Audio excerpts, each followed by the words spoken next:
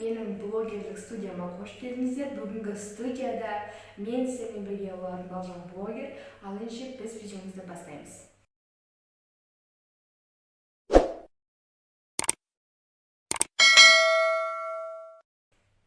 Достар, сіздер маған инстаграмда дайректте өте көп қойылатын сұрақ, қалай блогер болуға болады. Міне сол тақырыпты мен сіздерге бүгін ашық, еркін тақырыпта айтатын боламын. Және де бүгін менде ютубта көп подписчик жоқ, бірақ та сол үшін мен ютуб каналымды дамытқыңыз келсе, менің ютуб арнама тіркеліп, өздеріңіздің достарыңызға жіберіп, және комментария жазып пікір қалдыруды ұмытпаңыздар. Және де осы видеоға лайк басыңыздар. Ал ендеше біз видеомызды бастаймыз.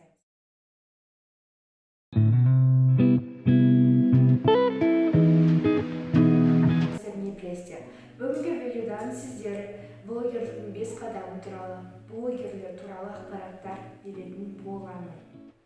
Осы видеоны тоқтатып, қазір стопқа қойып, комментарийға жазып кетсеңіздер, блогер сіз үшін кім? Және блогер неге болғыңыз келеді? Осы екі сұраққа жауап беріп, жазып кетсеңіздер. Егер комментария жауап болса, менің инстаграм парақшама тіркеліп, дайректке кіріп жазсаңыздар болады, мен міндетті түрде жауап беретін боламын. Бастайық. Блогерліктің бірінші қадамы, бірінші сіздер қандай тақырыпта видео түсіресіздер, соны анықтап алғандарыңыз дұрыс болады. Яғни сіздер мүмкін тамақты түсіру, яғни асхана әлемі деген сияқты видео роликтер өте көп, сол сияқты мүмкін қалай тамақ әзірлеу не болады, сол тақырыпта түсіргіңіз келе ме, әлде видео блогер болғыңыз келе ме? Соның бәрін анықтап алғандарыңыз дұрыс болады. Мысалы, мен влогтар түсіремін, білесіздер, пайдалы видеоларға түсіремін, қызықты видеолар түсіруге тырысамын. Челлендждерде көп емес, бірақ та түсіріп тұрамын. Яғни мен влог, челлендж барлығын қамтимын. Жалпы маған ұнайды осы видеолардың барлығы, мен барлығын түсіретін блогермін. Ал сіздер мысалы егер жақсы бояндыратын болсаңыздар, неге бьюти блогер болмасын? Соны анықтап алыңыздар. Яғни біріншісі қандай блогерсіз, соны анықтап алыңыздар. Екінші қадамы, сізге блогер болу несімен ұнайды, және де блогерлік деген кім? Блогерлік не үшін қызығасыз, және блогер деген кім? Осы сұраққа бағана жауап беріп кетсеңіздер, сізде қызығушылық па, әлде расымен мақсат па, соның барлығын айқындап білетін боласыздар. Жалпы блогер дегеніміз өздерінің қызықты контентімен, пайдалы, сапалы видеолармен, пайдалы құндылықтармен бөлісетін адам деп ойлаймын. Және де блогерлік не үшін мен бастадым? Жалпы маған блогер болған өте қатты ұнайды. Мен өзімнің білгендеріммен бөліскенді, айтқанды өте қатты жақсы көремін. Және мен блогер болғым келеді. Және сол үшін де сіздерге осы видеоны түсіріп отырмын. Достар, блогерліктің екінші қадамы сіздерге видео барысында сапалы контент жасаған дұрыс болады. Яғни мен қызықты бір видео салыңыздар, өтетін трендтегі видеоларды салыңыздар ютубқа, адамдар қызығушылықпен қарайды. Ал екінші видеода, мысалы екінші немесе көп подписчик алған жағдайда сіздер өздеріңізді таныстырасыздар. Яғни мен туралы 5 факт, или мен туралы 10 факт, 20 факт, 30 факт, 40 факт, 50 факт, 100 факт, в общем, көп факттар туралы видео түсіресіздер. Яғни бірінші сіздер көрерменді тартуларыңыз керек. Сіздер қызықты видео түсіре алатындарыңызды көрсетулеріңіз керек. Сол үшін де бірінші ең алдымен ютубқа салынған видео міндетті түрде қызықты видео болғаны дұрыс. Менде бірінші қатер болып 5 факт туралы болды, енді менде қазір тәжірибе бойынша келді. Көптеген блогерлерден естіп жатқан шығарсыздар. Сол үшін сіздерге осы видеоны айтып түсіндіріп отырмын. Достар, үшінші қадам, блогерлікті бастамас бұрын сізде ең алдымен айтатын ешқандай нәрсе кедергі болмау керек. Яғни сіздерге мүмкін телефонның, менде камера жоқ, штатив жоқ деген нәрсенің бәрі өтірік қана сылтау. Яғни менде де мысалы штатив жоқ, менде тек қана телефон бар. Қазір бәрімізде шыны керек телефон бар қолыңызда. Сол телефонның камерасы бар. Сол камерасы арқылы неге видеоны түсірмеске? Ешқандай сылтау керек емес, микрофон жоқ, менде де микрофон жоқ. Мен әшейін наушникпен тіпті болмаса былай камераға түсіріп сөйлеп отырмын. Яғни ешқандай нәрсе сылтау керек емес. Сол үшін де блогер бастарыңызда нақты аяқтап, нақты бастауыңыз керек. Нақты шешім қабылдап үйреніңіз. Нақты шешім қабылдауыңыз керек.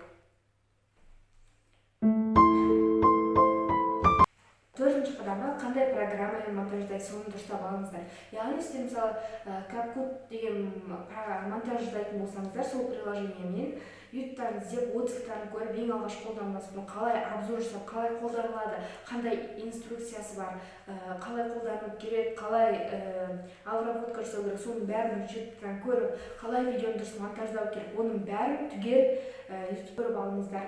Арқылы сіздер дұрыстап, керемет қылып монтаждай алатын боласыздар. Яғни төртінші қадамда сіздерге айтқым келгені, ол каналда әдемілеу. Яғни айтқым келгені, сіздерге обложканы дұрыс жасап үйреніңіздер. Обложка дегеніміз осы видеоның сыртында, мысалы, менде осындай обложка тұр, дұрыс па? Вот осы обложка сияқты сіздер видеоның сыртына әдемі обложка қойып үйреніңіздер. Ол да бір әдемі, бір көрерменді қызығушылыққа тартады. Сонымен қатар видеолар жазған кезде описаниясы болады, енді дұрыс қой. Канал ашқан кезде YouTube каналыңыздың атын бір қызықты жазыңыздар. Сонымен қатар көп блогерлердің қателіктері, мысалы, көбінесе қайталасылады да. Мысалы, Мисс Айжан болатын блогер бар, Мисс Айжан. Сол сияқты көбілеріңіз айтына Мисс или әйтеуір Мисстан бастап қазір көп блогерлер жатыр, көп блогерлер, бірақ та көп қайталамайтындай, өздеріңіздің бір ерекше аттарыңыз болатындай жазғандарыңыз дұрыс болады. Чтобы сіздердің жеке бір аттарыңыз бар. Ешкімнен алған жоқсыздар, өздеріңіздің жеке каналдағы аттыңыз.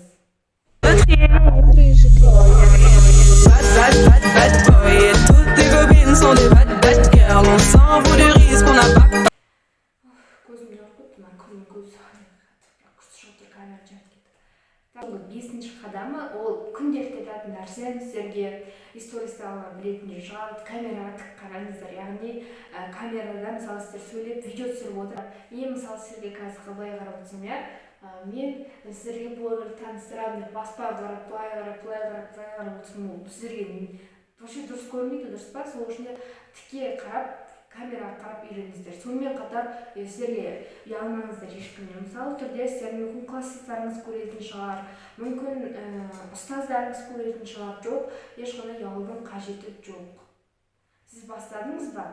Яғни сіз өзіңіздің арманыңыз үшін, немесе бір мақсатыңыз үшін бастадыңыз, дұрыс па? Яғни сол мақсатты бастағаннан кейін аяқтау керек. Енді қосымша сіздерге кішігірім ақпараттар беремін деп айттым, және сол қосымша ақпараттарды сіздерге бірден айта кетейін. Және де сіздерге ең бір керемет екі видео монтаж жасайтын программаны айтқым келіп тұр.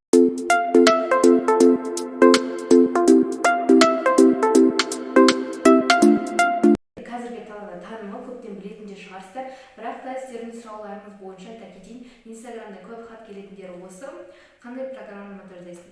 Мен CapCut және InShot осы программа екеуімен ғана монтаждаймын, қалған ешқандай программа қолданбаймын.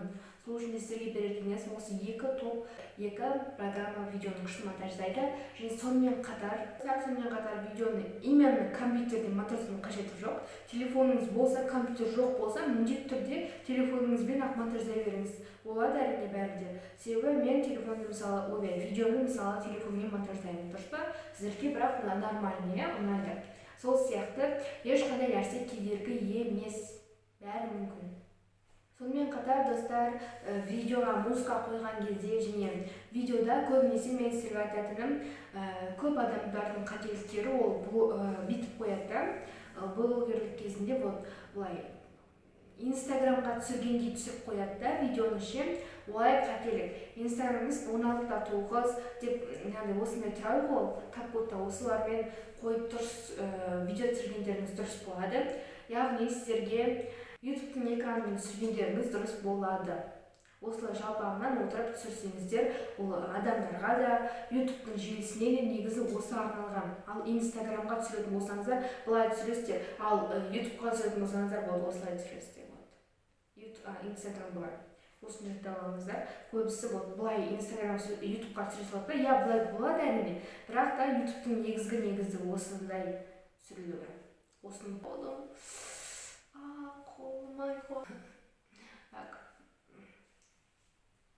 Достар, және осымен мен видеом аяқталды. Және сіздерге айтатын тағы бір нәрсем бар. Егер сіздер қалай тез подписчиктауға болады деген видеоны күтсеңіздер, міндетті түрде менің YouTube арнама жазылып, 300 тіркелушіге жеткізіп жіберіңіздер. Және осы видеоның астына көп лайк басыңыздар және көп комментарий жазыңыздар.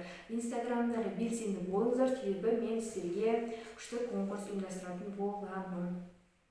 Және бұл видеодан сіздер менің ойымша үйрендіңіздер деп ойлаймын. Сіз ең алдымен блогерлік деген кім, соны анықтап алдыңыздар. Осы видеоны егер анықтап көрсеңіздер, мен сіздерге сұрақ қойған болатынмын. Және блогер дегеніңіз кім, және сіздер не үшін блогер болғыңыз келеді, қандай тақырыпта видео түсіресіз. Сонымен қатар қызықты екі программамен бөлістім мен видео түсіретін. Және сонымен қатар ешкімнен ұялудың қажеті жоқ. Сонымен қатар блогер дегеніміз жалпы мен үшін кім. Сонымен қатар блогерлікті қалай бастағанымыз дұрыс, сол аралықта айттым. Видеом аяқталды. Ұнаса лайк басып, мені қолдап кетіңіздер. Және барлықтарыңызға